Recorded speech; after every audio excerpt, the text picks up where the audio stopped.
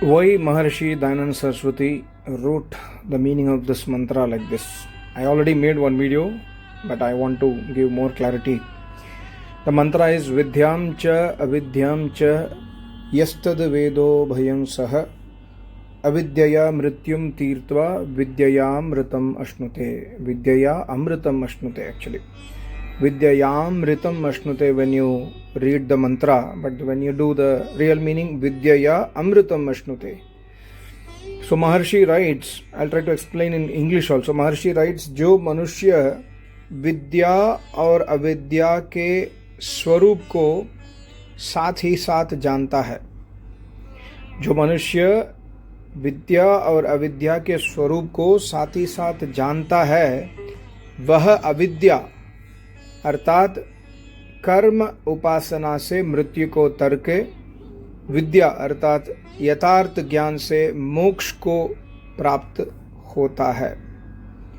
So यहाँ पर see in this mantra Maharishi is trying to explain that when a man or woman, when they try to understand the meaning of both vidya and avidya sati sat, when they try to understand the swarup means we can say the indications, the lakshan, the attributes of both vidya and avidya. When somebody understands this, that person, he or she, through avidya will overcome mrityu. And here the meaning of avidya Maharishi writes as karam upasana. Karam and upasana.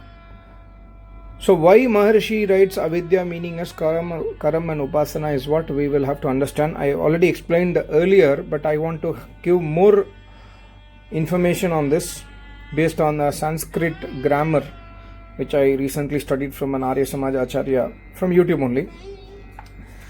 So he spoke about whenever there is a word avidya, whenever we use the word that means when we do nishedh, when we try to create an opposite meaning, it is always not opposite in the Sanskrit grammar. There are 6 meanings for opposite meanings. I mean, whenever there is a shabd which comes in the Vedas, which indicates, like, vidya opposite is avidya, sambhuti opposite is asambhuti, guru opposite is aguru, brahmana opposite is abrahmana, ashwa opposite is anashwa, like that, upam opposite is anupam. Whenever there is that does not mean always it's opposite. There are 6 meanings as per Sanskrit grammar which we must understand. So I try to take a notes. So the first meaning, tat sadrishyam. Tat sadrishyam. When there is a word which is created with adding na vidya iti avidya, right? So when we create a word with using na, the one of the meaning is tat sadrishyam. Sadrishyam means tulya, samantarth, equivalent, not opposite. Its meaning is equivalent. Example is na brahmana abrahmana. Somebody says abrahmanam anaya, means bring any person who is not a brahman, means bring a kshatriya. This is sadrishya because brahman or kshatriya or Vaishya, Shudra, they are all human beings. So this when somebody says abrahmanam, we should take the meaning of sadrishyam. It's not opposite, see here. So number 2 is tat abhava. When we use the word na, like na papa apapa, there is a Ved mantra, Yajurveda says shuddham apapa viddham, na papa apapa. So and tat abhava, when we use na, in this case, the meaning is coming as nishedharth. Means Ishwar mein paap nahi hai. There is no sin in Ishwar. There is no sinful tendency in Ishwar. Ishwar does not do any papa. So na papa apapa is speaking about abhav. There is abhav of pap in Ishwar. Abhav means absence. In Paramatma, there is an absence of pap. So this is the second meaning. The first meaning is sadrishyam, which is called as tulya, samanta. Second meaning is abhava, which is nishedharth. I mean, nishedh means there is absence. Abhava means, nishedh means absence here. And the third meaning is tad anyatvam.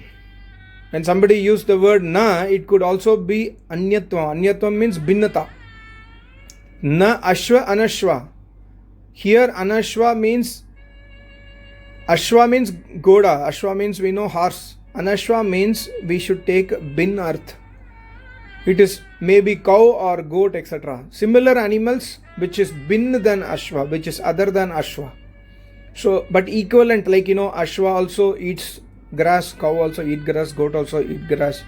Ashva also gives milk, cow also gives milk, goat also gives milk. So like that, ashva also is a useful animal to human beings. Similarly, cow and goat. So here we must take a binnata arth. Anashva, na ashva, anashva, anyatvam. So here also, so somebody is saying saha anashva asti. Somebody says saha anashva asti means this is not a ashwa, this is a cow, this is a goat. They are indicating that. This is the third meaning. So first meaning is sadrishyam, second meaning is abhavam, third meaning is anyatvam. The fourth meaning is when somebody uses na, tad alpata. Tad alpata or nyunata means anodhara kanya. For example, na udhara anodhara, right? When you use na udhara anodhara. Anodhara kanya, somebody says that kanya is anodhara, means udar means pet, udar means stomach. Anodhara means that kanya does not have stomach. Means that kanya is a very patli, she is very lean kanya, or she is not pregnant. If somebody says the anodhara, she is not pregnant because pregnant women has a bigger stomach, a bigger udar. So anodhara kanya means a lady who is patli, who is comparatively does not have a stomach. So in this case, the na is used to give the meaning of alpata.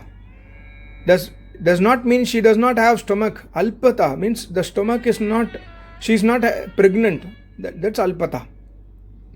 And the fifth meaning in Sanskrit when we use na is tad nikrishtata. Nikrishtata means, example, apashavaha. Somebody says apashu. Pashu, he is not, like somebody is or somebody is scolding us, you are apashu. Here the meaning is you are not even a pashu, you are not even an animal, you are more nikrisht than an animal. Means we are like a krimi, we are like a germs, we are like a virus, we are like a bacteria. This is indicating na pashava apashava. Here the meaning is tad nikrishtata. It's indicating nikrisht. So this is not a pashu, this is more nikrisht than a pashu. If, like a krimi, if somebody is scolding, like he is not even an animal, he is more nikrisht than an animal, like that. The last meaning is tad virodhartha. Here only we can say na dharma iti adharma. Virod, completely opposite arth. But here the perfect example is adharma. When somebody uses the word adharmi, it cannot fit into anything else. He is completely virod. That means he does not follow anything in dharma. He does not know anything in dharma. So in this case, in this mantra, if you see Maharishi has used karma or upasana, he has decoded avidya as karma and upasana, means here we must use the meaning bhinnata arth. Or we can use sadrishyam also. We can use sadrishyam or bhinnata. Means ashwa, the equivalent to goda is cow and goat. Similarly, the equivalent to vidya. See, avidya, here in this mantra or in this line, Maharishi writes avidya as karma and upasana, right? We all know vidya means gyan. What is bhinnata than gyan? Karam and upasana, right? Vidya means we know gyan. Vidya means knowledge. So in Vedas there are three things: gyan, karam and upasana. So na vidya iti avidya in this sense is Bhinnata artha or sadrishya artha, equivalent to vidya, but it is not vidya. What is that? It is karam and upasana. That's why Maharishi has used the word karam and upasana. That means by adopting karam and upasana in our life, we can overcome or we can win our mrityu. By following karam and upasana. But which karma to do and what upasana to do? We will get it from vidya only. Vidya, avidya. In this mantra, the mantra says avidyaya mrityum tirtva. By adopting avidya, you overcome mrityu. So here we must use the meaning tad bhinnata or tad sadrishyam also we can use. Sadrishyam is samanta. Equivalent to gyan is karam and upasana. So one of the meaning we can use here. so that Maharishi's word can be understood. So here Maharishi has not done any mistake. People say that why Maharishi has decoded avidya as karma and upasana. He has not done any mistake. He has followed the grammar rules that where it will fit, because the word next to avidya is mrityum tirtva. With avidya, how you can overcome mrityu? So we must use the meaning accordingly. So this is the decoding what Maharishi has done. So this is a very, very important mantra where Paramatma says, by following avidya, that means by following karam and upasana, Vedic Shubh Karma and Vedic Upasana, you can overcome mrityu. You can win over the death. This is the secret of this mantra, which we must understand. So I will summarize here. There are 6 meanings when somebody uses the word na brahmana iti abbrahmana. Sadrishyam, tad sadrishyam, which is samanta. Tat abhavaha, which is nishedha arth. Tad anyatvam, which is bin arth. Then tad alpata, which is, example, you can remember anodara, means which is speaking about the nyunata, alpata arth. Tad nikrishtata, which is speaking about like apashu, example, and tad virod. Na dharma iti adharma. So he is a complete adharmic vyakti. He is completely opposite to dharma. He is doing everything opposite to dharma, then he is adharmi. So like that we must understand the meaning. So this is I think this is coming in the Vyakaran, one lesson, one chapter in, or one part of a chapter in Vyakaran, to understand how do we decode the meanings of such words which is appearing with word a or an, like avidya, anupam, anashwa, etc. etc. Thank you so much. Namaste. Om.